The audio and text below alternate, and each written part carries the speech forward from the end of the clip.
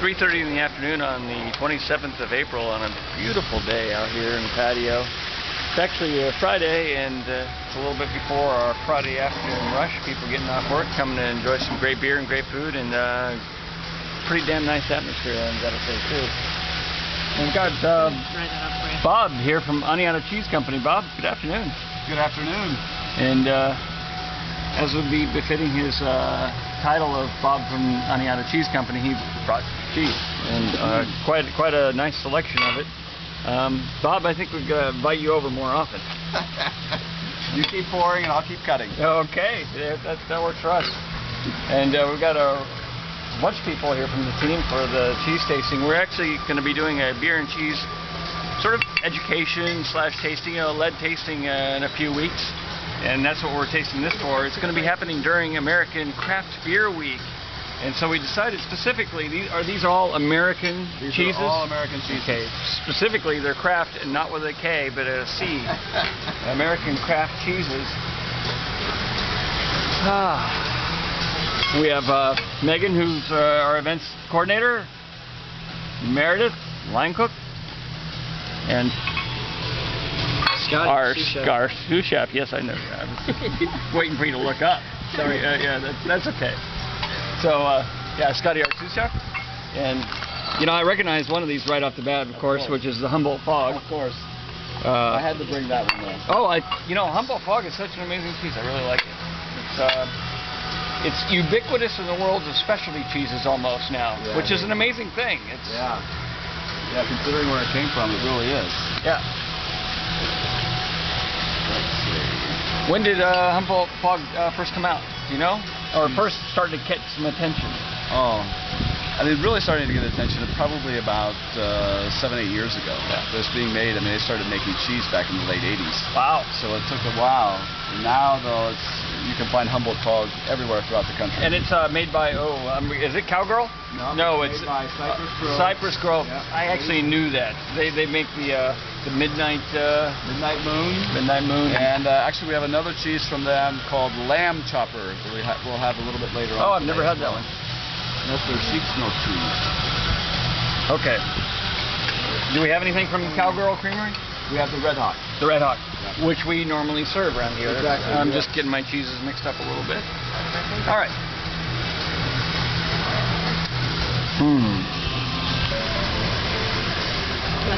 I think it nailed it. Yeah. Is that good with that? Yeah. The Vermont Dandy, yeah. Vermont Dandy with the oaked Aragon Bastard Ale. Okay. So Bob, as you're cutting the cheese there, tell us a little bit about how you happen to be bringing us all these cheeses today to taste. What's our relationship?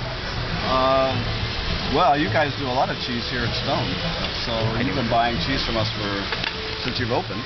Right. We do a lot of cheese on the cheese plate. We cook a lot with cheese. So Bob's our cheese purveyor. So yeah, essentially. Oh Fromagier? yeah, fromagier. Get it coined right now. We sell cheese. We just did it right now. Fromagier, it's the official term now instead of cheesemonger. All right. You heard it both fun to say.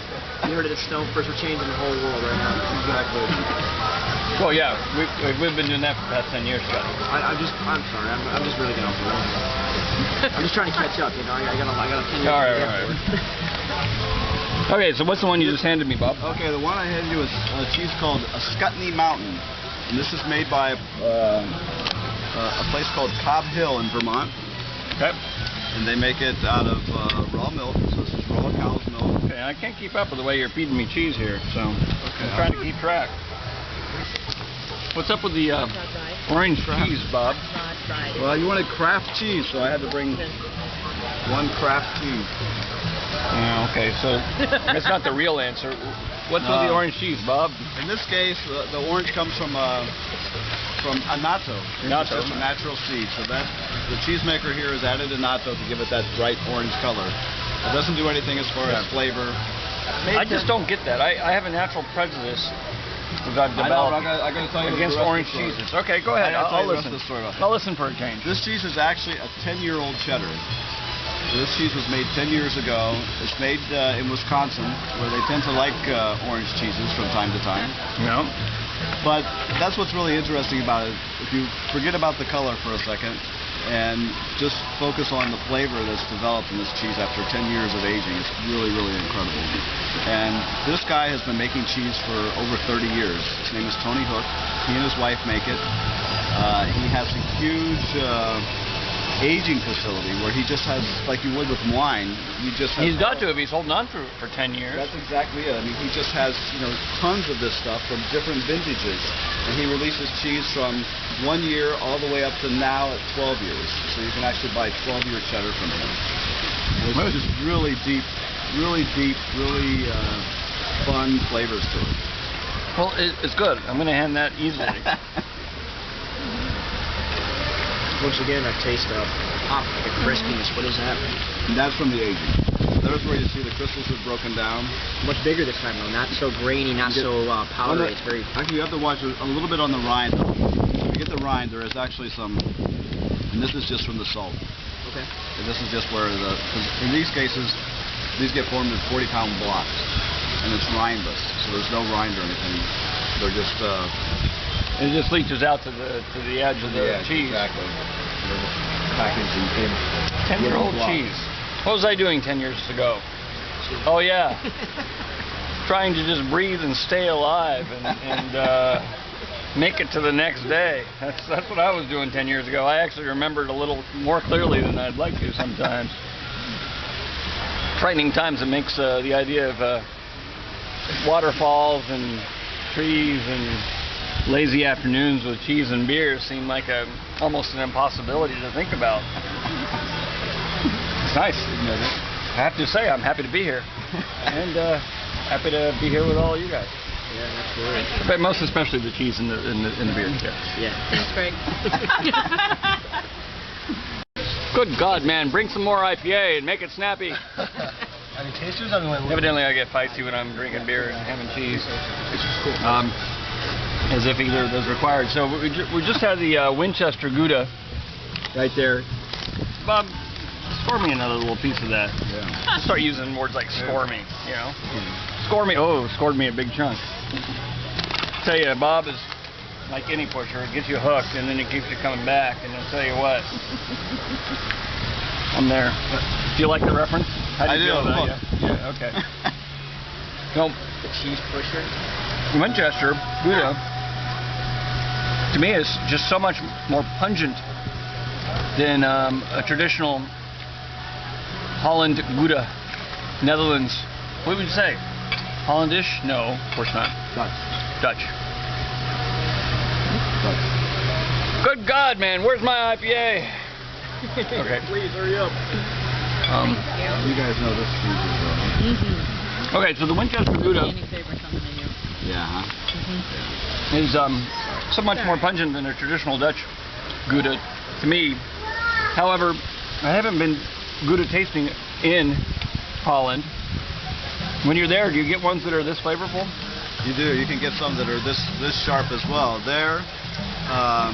But it definitely is much different than one of the most of the goudas you'll find here that are made here in this country. Also, more flavorful than the ones that we get imported to this country. Imported, that's right.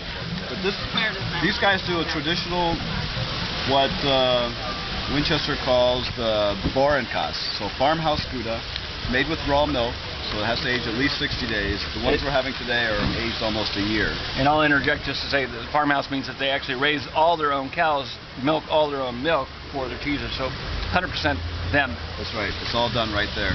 And if you go out, you were talking about possibly going out for a visit. It's really worth going out to see them because they have a really unique situation with the cheese-making facility that they have. They're probably one of the only cheese-making facilities that have to be registered with the DMV. Because when they went to build their cheese-making facility, they tried to get a building permit, and they weren't able to get a building permit because of some rare mouse or something that happens to live in the area around them. And so they actually built their whole cheese-making and aging facility in 2 tractor trailers. And those 2 tractor trailers sit right there on the property, and everything is built inside them. And every year they have to register them with the DMV. I wonder if you get you can actually register for the lower part of non-operating vehicle. All you got to do is prove that it's not currently operating, but you can have it parked in your front lawn, like some neighborhoods. As long as the tractor's not hooked up to it, I guess. Yeah. It's been in my neighborhood. Is that where your cars are? Over near the chicken farm, though. Got 4 cars. One of them works sometimes. But so you live pretty close to Winchester. I do. I live 4 miles away. Absolutely. I know where their farms are. I've been out to them, met their cows, named them. Wow. Yeah. Don't tell me you formed close personal relationships with them, please. Not that close, Okay. but close enough. I named them Special Number 1, Special 2. Wow. Veal Scallopini. Oh. Just kidding. Spoken like a kitchen guy. I wouldn't eat the Winchester Farms cows. They're beautiful all over. Okay.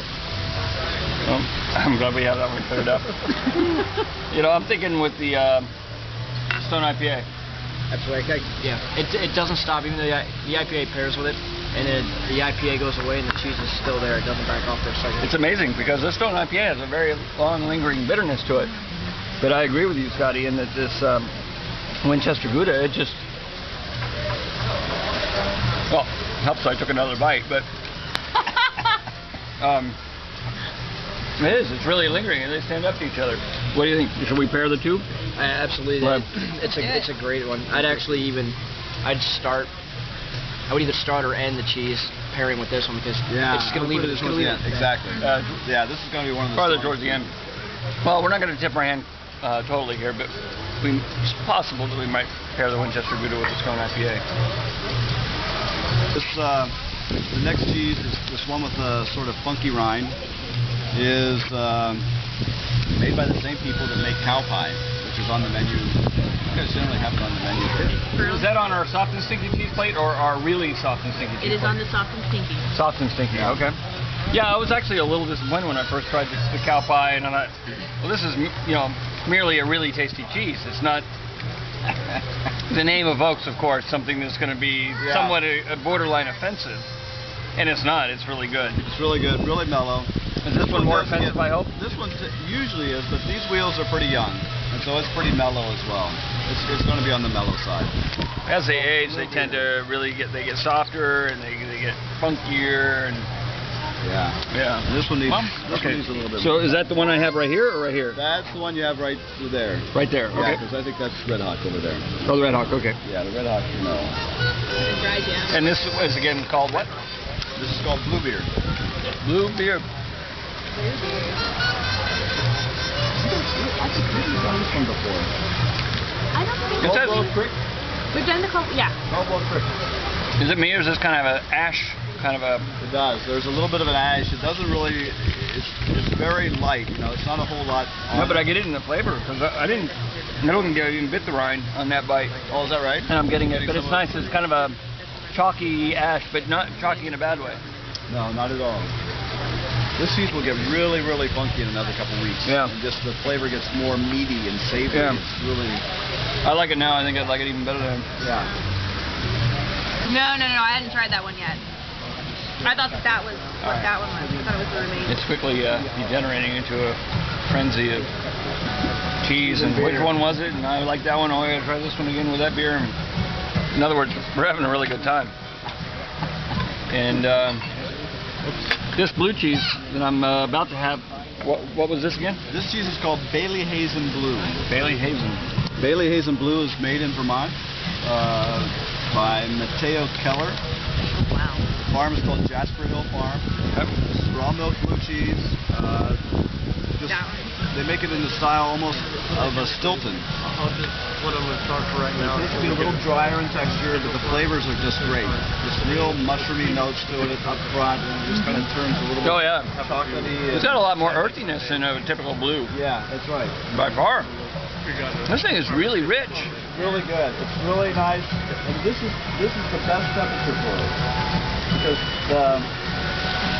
if you take this cheese when it's too cold, it's almost brittle, and so it's really hard to work with. It's really hard to do anything with. What do you think about that one with the 3+ first? That's what I was just trying. Yeah? Are you? I like it. You're lobbying for that? I like that. It's not quite big enough. Yeah, I wonder if it's. The cheese isn't quite big enough. Did you lose? It's damn good, but yeah. Yeah, you lose. The Okay, cheese. so it's not a lock. Well, I'm not going to bore you with more of this because, frankly, I want to concentrate on cheese and the beer versus the vBlog. Come join us for the beer and cheese night that we're going to do. Guaranteed to be pretty tasty time, and this is part of what we do is put ourselves out there. Self-sacrifice for everybody else.